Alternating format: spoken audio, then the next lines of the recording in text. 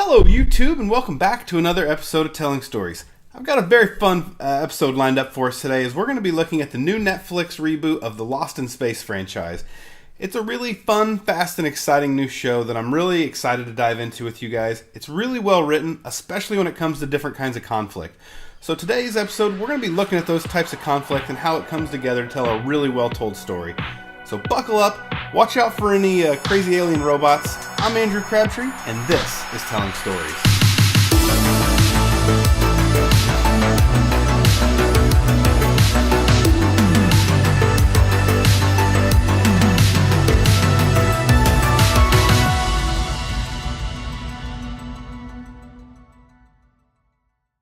Alright guys, thanks for sticking through that intro package to join me on our journey through Lost in Space, a Netflix original. First off, before we get into the different kind of conflicts, I did want to go ahead and say that I thought this show was really well done visually. I thought the level of production was really high. I personally am a sucker for anything that has to do with deep space. And this show really delivers that kind of sci-fi punch that I love out of all those shows that have to do with deep space. So first off, if you're into that kind of a show, this is definitely for you. It has all the feels that a sci-fi fan really loves. Danger, Will Robinson. So with that, let's get into the different types of conflict that are represented in this story. It checks off all the boxes in terms of man versus technology, man versus nature, man versus man, and man versus self.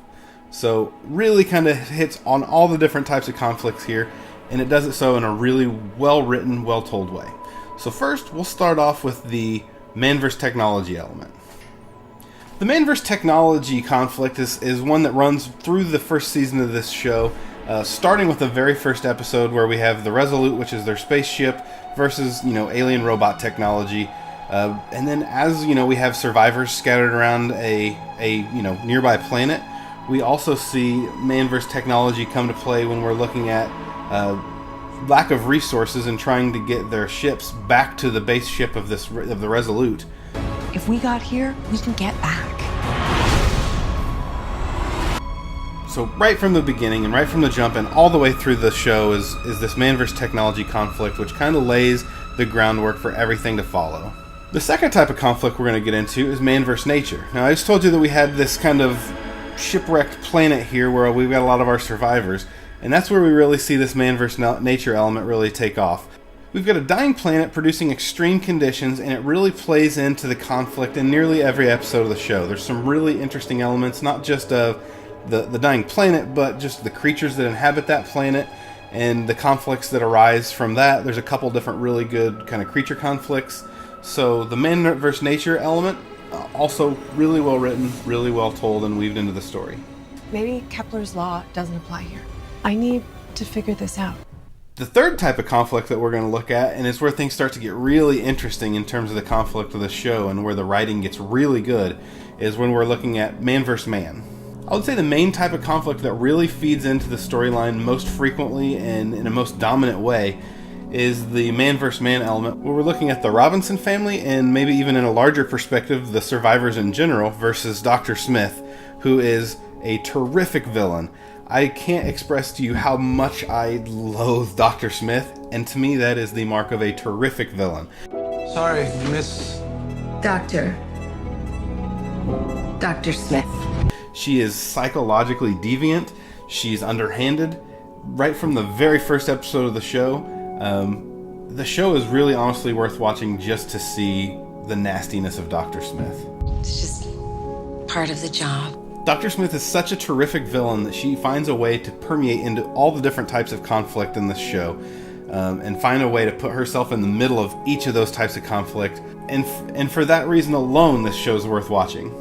But to me, as good as that man versus man conflict is in this show, and as good of a villain as Dr. Smith is, the most compelling conflict in this show to me was the man versus self element. Now, when we're looking at the man versus self element to this show, we're looking mostly at Will Robinson, the youngest child and only son of the Robinson family, and who's probably the youngest member of the cast on this entire show. As Will is kind of coming of age through all of these conflicts that are going on around him and into this kind of a forced adulthood, he's building this really complicated relationship with the robot that turns into this really kind of uniquely beautiful friendship. And without giving too much away, he's really forced to confront some things and how he's going to treat that relationship with his new friend that is this robot in a really adult way. There's heartbreak, there's excitement, it's just very compelling, and to me it's the most interesting conflict in this entire show. Catch. This isn't weird.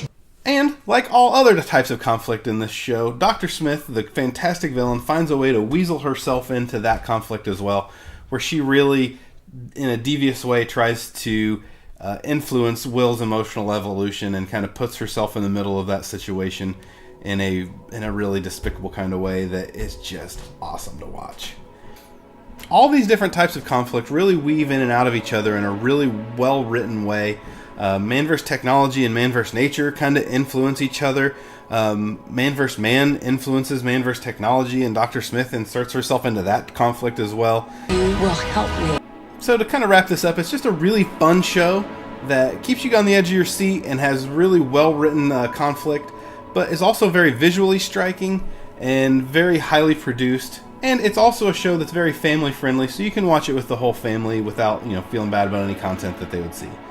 Alright guys, that wraps us up on this episode of Telling Stories. Come back next week where I'm going to do a little bit of a different episode, where I'm going to take a look at one of my favorite book series of all times, Red Rising, and address some of the rumors that are going around about Red Rising potentially getting made into a TV show instead of a movie, and what I think of that, and what I think of books being made into TV shows in general. So that'll be a fun episode for me, a little different from what I've been doing the last few episodes, so come back next week, check that out. If you haven't subscribed to my channel yet, I hate to wear this out, but there's a button right there. It says subscribe. Maybe give that a click. I said this the last few episodes, but I do a little happy dance whenever I see that count go up. So click it. I do a dance. Everybody's happy. And you get notifications next time I post a video, which is good for you too. Alright guys, I had fun. I'm Andrew Crabtree, and this has been Telling Stories.